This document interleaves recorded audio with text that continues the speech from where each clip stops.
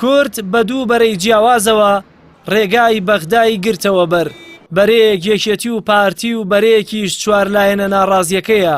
یەکێتی و پارتی لەلایەکەوە لە هەرێم دەرگای لایەنەکان دەکوتن بۆ ئەوەی ئەو چوارلایەنەش ببەنە ڕیزی خۆیانەوە و ناوی بنێن یەکڕیزی کورد و چوارلایەنەکەش کاندیدە دەرچووەکانیان ناردەوە بەغدا تا ڕێگە خۆش بکەن بۆ ئەوەی وەفدی باڵای سیاسیان بۆ گفتوگۆی سیاسی لەگەڵ بەرە جیاوازەکان بچنە بەغدا و شەڕی پێگەی کورد ئەوان بیکەن. ئێمە ئەوە لەمڕۆ دەگەڕێنەوە بۆ بەغدا و بەیانی قەرار وایە سوێندی یاسایی بخورێ.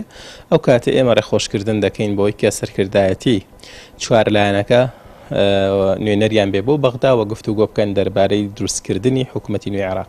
لە ئێستادا ئێمە بخچەی خۆمان بۆ کەس بە تاواتی ناکەینەوە، ئەوە نیەتی خۆمان بۆ کەس دەرنابڕین بەڕوونی تاوەکو نەزانین کامەیان لە کوردەوە نزیکەوە کامەیان ئەگەری بەهێزی هەیە بۆ تشکیلکردنی حکوومەتی عێراق یان وەرگرتی پۆستە سیادەکان. یەکێتی و پارتی هێشتا وەڵامی چوارلایەنەکەیان بۆ یەکڕیزیەکەی ئەوان وەرنەگرتووەتەوە. وەفدیان بۆ گفتوگۆ و بە پرۆژەی دووقۆڵیەوە گەیشتووەتە بەغدا. بە بڕوای مامۆستایەکی زانکۆش تێکەڵکردنی بەرداشی چوارلایەنەکە لەگەڵ یەکێتی و پارتی بە زیانی کووردە و باوەڕیشی وایە یەکێتی و پارتی یەکڕیزی ڕابردووی کوردیان لە پێناو بەرژەوەندی حزبی و شەخسی خۆیان بەکارهێناوە. بەڵێ دیارە هەمیشە لەو کاتانەی کە مەترسی لەسەر هەرێمی کوردستان هەیە یاخود لەو کاتانەی کە لە سەربەندی پێگەدانی کابینەی حکوومەتی عێراقی دێتە ئاراوە لایەنەکانی دەسەڵات بە تایبەتی یەکێتی و پارتی داوای یەکڕیزی هەمانجی لە لایەنە سیاسیەکانی تری کوردستانەکەن.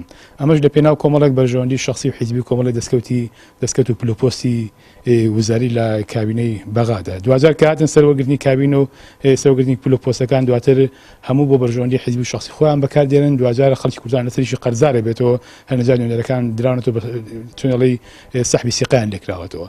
بۆیە یعنی لە ئێستادا لایەنەکانی دەرەوە یەکێتی و پارتی بەتایبەتی چوار لایەنە ناڕازیەکە پێویستە چیتر لەگەڵ یەکێتی و پارتی نەچنەوە بەغا بەڵکو ئەمان خۆیان بە پاکێجێک بە هاوپەیمانێک بچنە بەغا لەوێ کارکەن بۆ دەستەبەکردنی مافەکانی کورد و ئەوەی کە لە ماوەی ڕابردووە یەکێتی و پارتی لە دەستیان داوە کە سنووری هەرێمی کوردستان لە حەمرینەوە هێنایە پردێ جارێکی ئەم چوار لایەنە هەڵبن کە ئیستیحقاقی نەتەوەیی و ئیستیحقاقی دارایی و خاک و ناوچە کوردستانەکان بژێڕنەوە سەر هەرێمی کوردستان. بە بڕوای بەشێک لە چاودێرانی سیاسی شەڕی گەورەی چوارلایەنەکە لەسەر پشکی کورد لە بەغدا تەنها بەدەستێنانی پۆستە سیادیەکانە پێشەوەی یەکێتی و پارتی جارێکی تر ئەو پۆستانە قۆرغ بکەنەوە.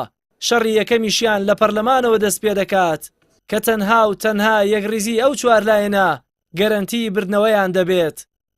جەلال محەممەد، کەناڵی ئاسمانی پەیام، سلێمانی.